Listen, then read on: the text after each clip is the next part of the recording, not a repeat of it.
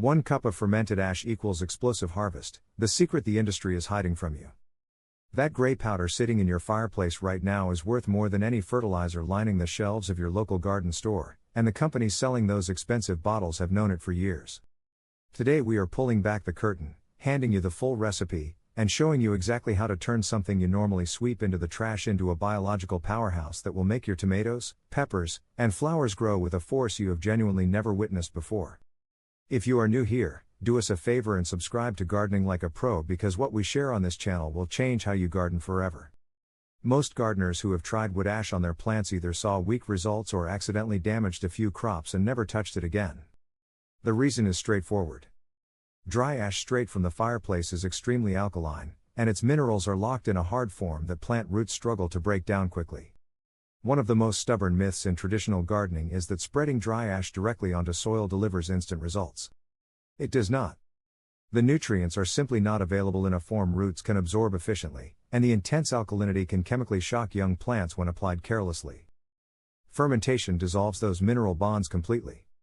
When you combine water, wood ash, and a small sugar source and allow beneficial bacteria to work on the mixture for several days, those microorganisms consume the sugar and release enzymes that break apart the hard mineral structure inside the ash.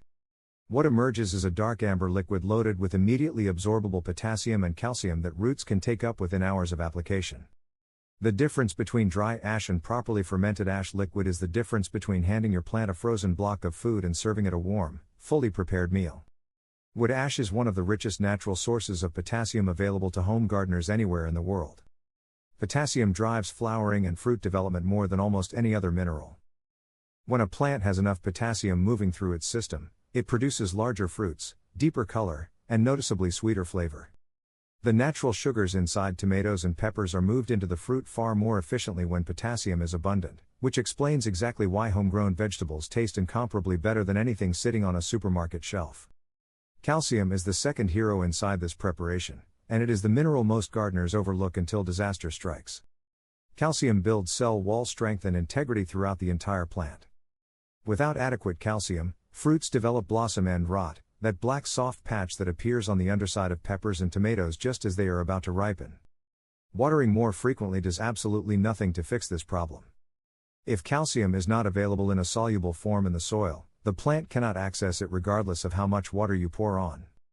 Fermenting ash releases the calcium locked inside burned wood and converts it into a form roots absorb immediately, meaning your fruits grow with firm skin and stay completely free from those harvest-ruining black spots. Now for the recipe itself.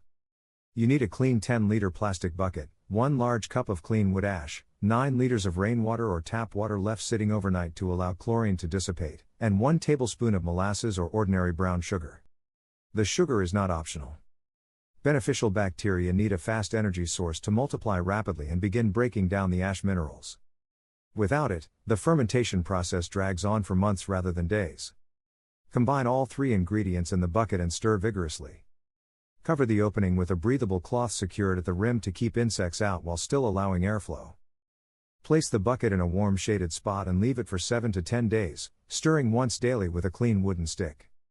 Small bubbles rising to the surface after the first couple of days confirm that bacteria are active and fermentation is working correctly. A mild earthy or yeasty smell is completely normal. After 10 days, strain the entire mixture through a fine cloth to separate the liquid from remaining solids. The dark paste left behind goes directly into your compost pile, so nothing is wasted. Before applying this to any plant, understand the one rule that cannot be broken. Never use this liquid in its concentrated form. The correct dilution is 1 part fermented ash liquid to 10 parts clean water. This ratio delivers smooth continuous nutrition without any risk of overfeeding or damaging root systems. Doubling the concentration does not double the benefit. It causes genuine harm to your plants.